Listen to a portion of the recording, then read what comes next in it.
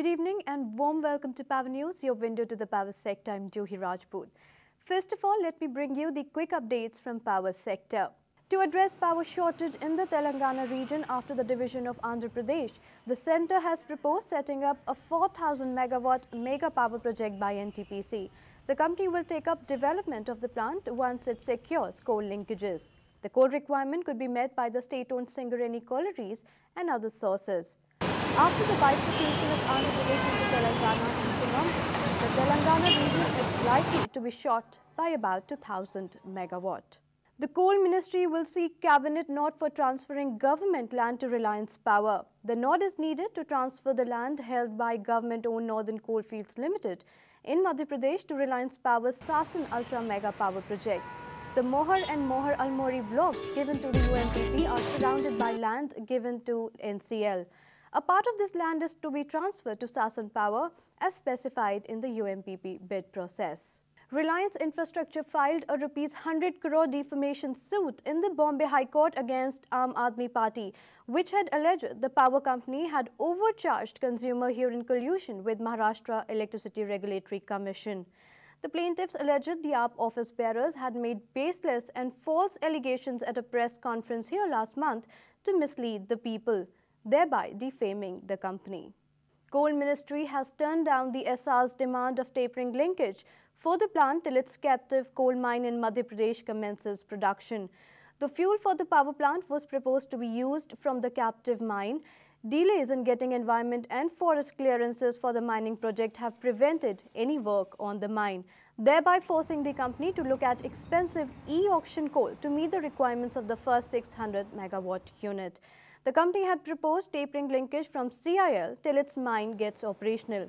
Use of e-auction coal could put further strain on the company's balance sheet, already been hit with cost overruns due to delays in the mining approval. Jayaprakash Power Ventures signed a ₹10,320 crore deal with a consortium led by Abu Dhabi National Energy Company (PJSE) to sell 2 hydroelectric plants. According to the deal agreement, the Abu Dhabi firm, also known as TAQA, will buy a 51% stake in the Karcham Wangtoo to 1,000 megawatt and Baspa 2 of 300 megawatt hydroelectric power plants in Himachal Pradesh. Canada's Public Sector Pension Investment Board will purchase a 39% stake and IDFC Alternatives Limited, the private equity arm of infrastructure finance company IDFC Limited, the remaining 10%. And now the news of the week.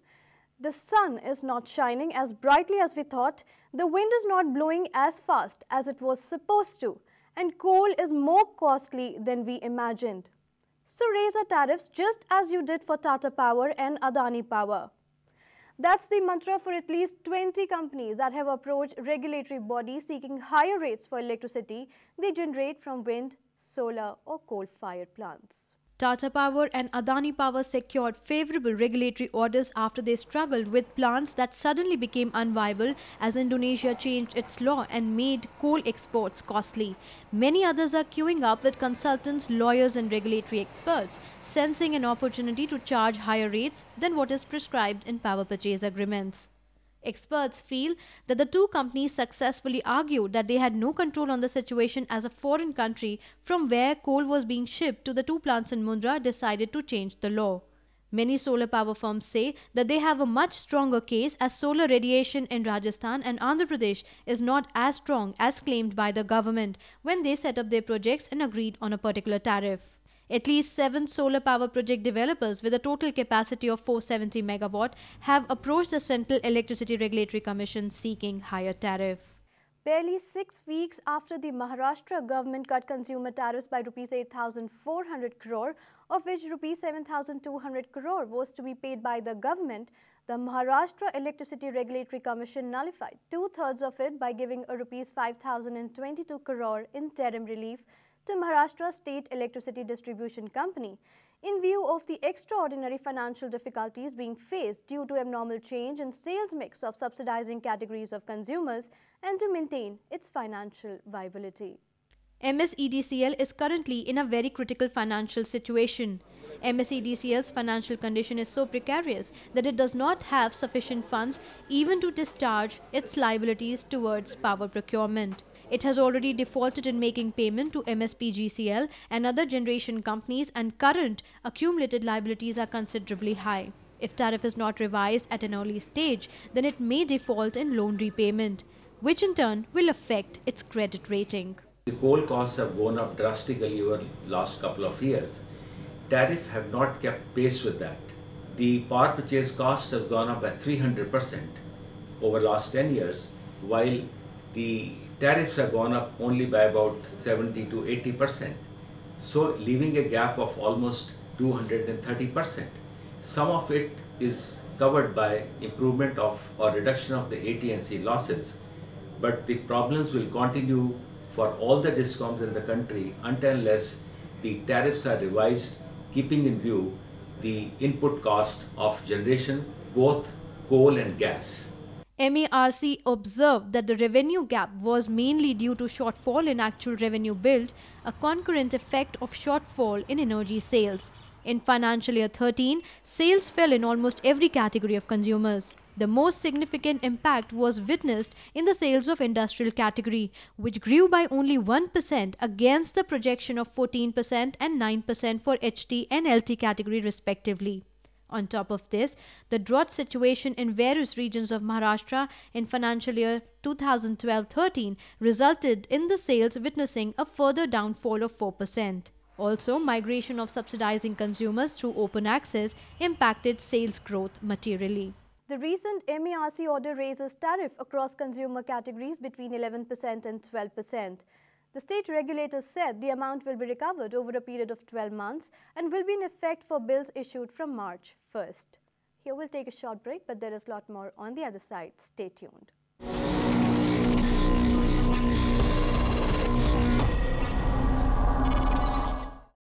Indian Energy Exchange, India's premier power trading platform.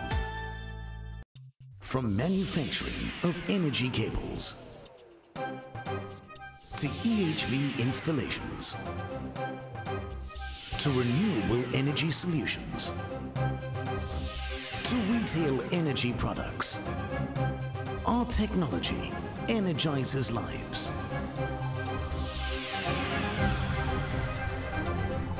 Ravin, energizing lives.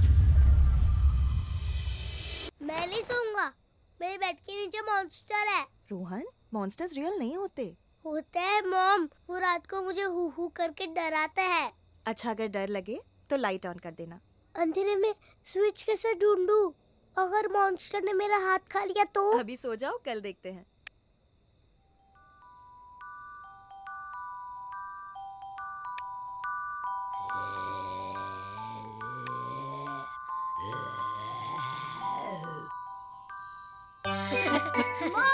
Switch on, the monster gone. L&T switches, easy to locate in the dark. The only switch with a 12-year warranty. Power Grid Corporation of India, the central transmission utility, world-class integrated global transmission company with dominant leadership in emerging power market, ensuring reliability, safety and economy. Power Grid, building a smarter grid.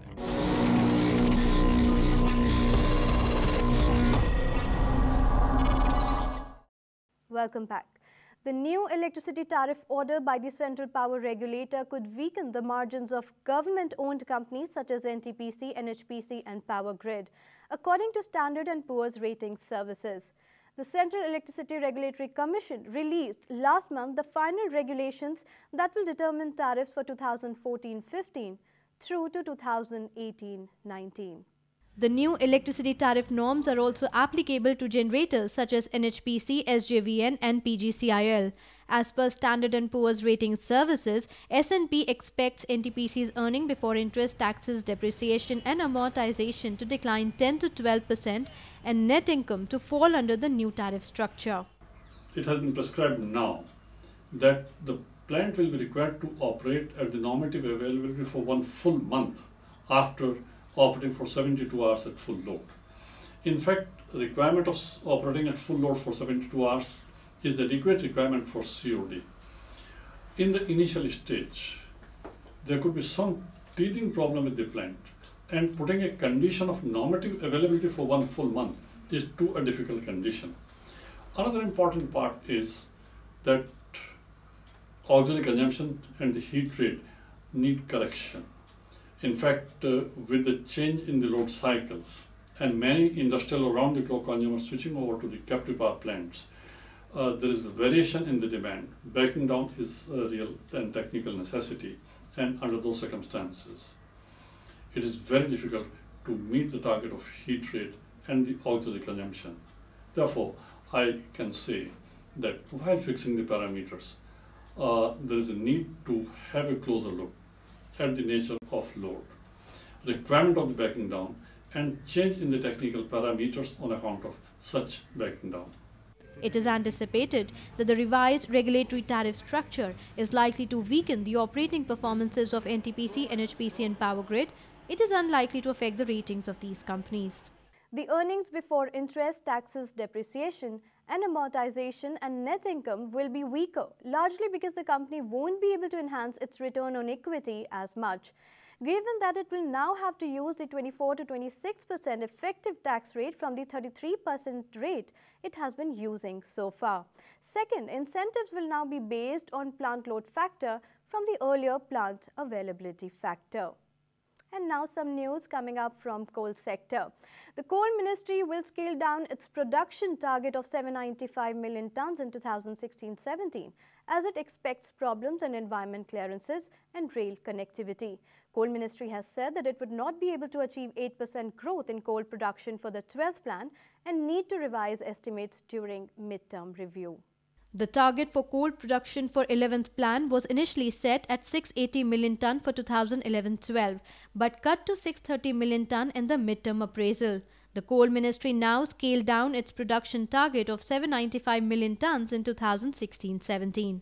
Now, if you reduce the target of the 12th plan, that means the 12th plan projection that in the last year of the 12th plan we will be importing 175 million tonnes of coal would now go to maybe 200 million tonnes of coal. And I think this is a huge disaster for the economy, and I think we should take all kinds of measures needed to make sure that our domestic coal production increases rapidly. Coal Ministry claims that while setting the targets, they were not aware that Comprehensive Environment Pollution Index will make them lose 42 million tonne of coal production from 7 important mines. Coal India also spent considerable time to comply with laws related to tribal rights. Besides these, 3 railways projects to evacuate coal did not take off in time.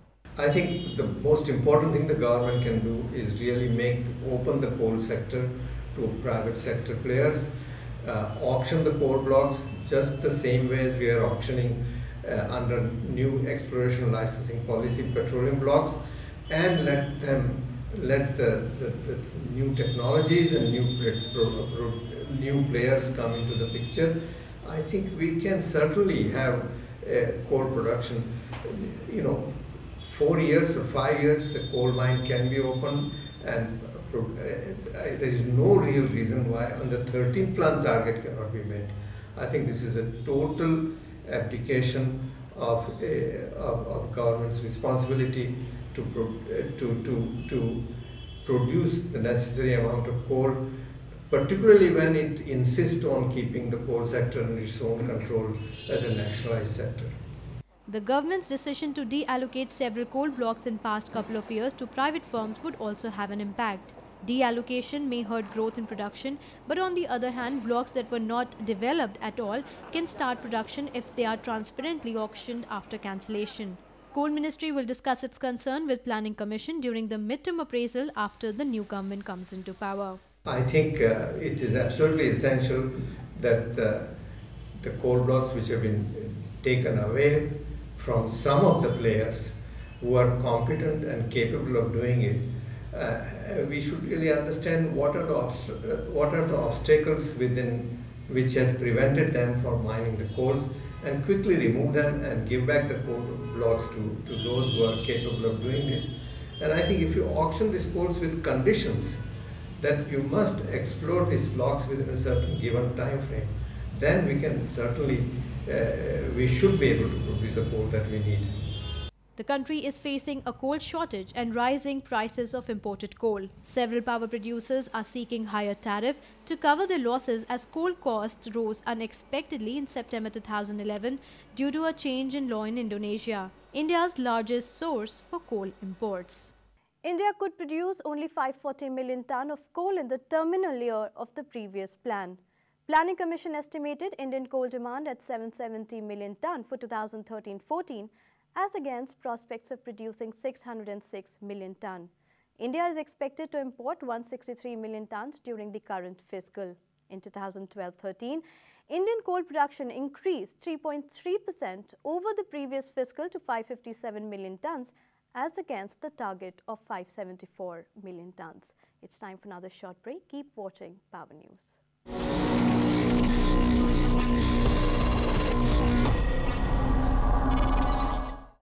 Indian Energy Exchange, India's premier power trading platform.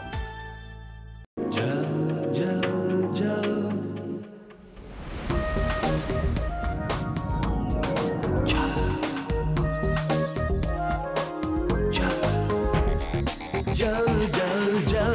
जल से जल तक, मेगावाटर्स से megawatts तक, SJVN Limited. Power Finance Corporation, the most preferred financial institution, providing affordable and competitive products and services with efficient and internationally integrated sourcing. PFC, partnering the reforms in the Indian power sector.